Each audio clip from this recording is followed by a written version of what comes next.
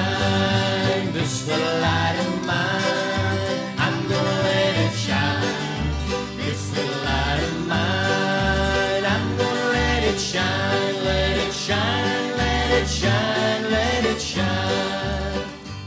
Wednesday night, we began our Lenten journey. We gathered for the imposition of ashes and those words, "From dust you have come, and to dust you shall return." And with those words and with the journey ahead of us, it seems perfectly appropriate that we begin that journey with Jesus being chased out into the wilderness. The wilderness. It's a place with wild beasts. It's a place of isolation and apartness.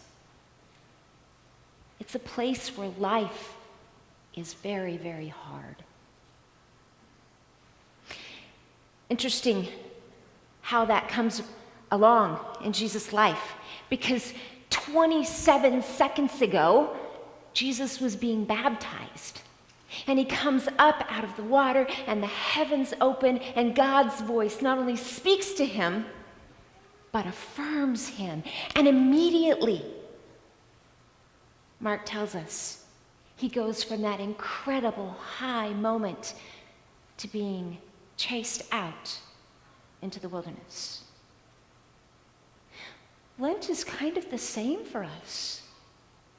Last week when we gathered, we went up to the mountain with Jesus. Jesus, James, and John have gone up. And in the midst of their praying, Jesus is transfigured. The dead guys show up and they're having a conversation, and we glimpse Jesus' glory. And immediately, the next week, we find ourselves in Lent. Lent really is about being driven into the wilderness. And even as we make that journey together as a community with churches across the world, across the denominations, all entering into Lent, the reality is many of us have already been in those wilderness places. And some of you have been in those wilderness places for a very long time. The wilderness of health issues or aging issues. Or perhaps they're health and aging issues of someone we know.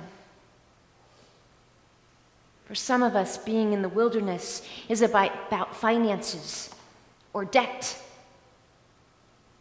For others, it's about employment or lack of employment, or a job that's chewing us up and spitting us out. And yet for others, those wilderness places are about relationships. Perhaps relationships that are coming to an end, perhaps relationships that are tumultuous, and perhaps relationships that we're longing for, but just do not exist. We all have known wilderness times. We all will know wilderness times. Whether they are by our own choices, things that we have done, or by something that has been dealt to us. The wilderness is not a place that we choose for the sake of wilderness. Wilderness places are the places that we get driven. Our first reading today talked about Noah. Noah didn't sign up for that whole flood thing. He was driven into it. The mocking he endured, having to watch creation being destroyed around him. He did not sign up for that. And then we went on to hear about our sin and how our sin drives us to baptism. Most of us don't sign up to wanting to think about being imprisoned to sin and not being able to save ourselves. And Jesus, driven into the wilderness.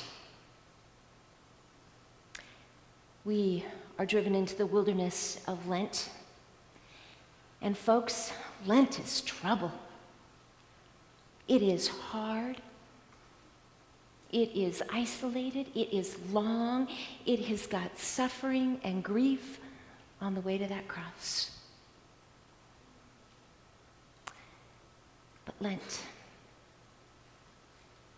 is also something we very, very much need.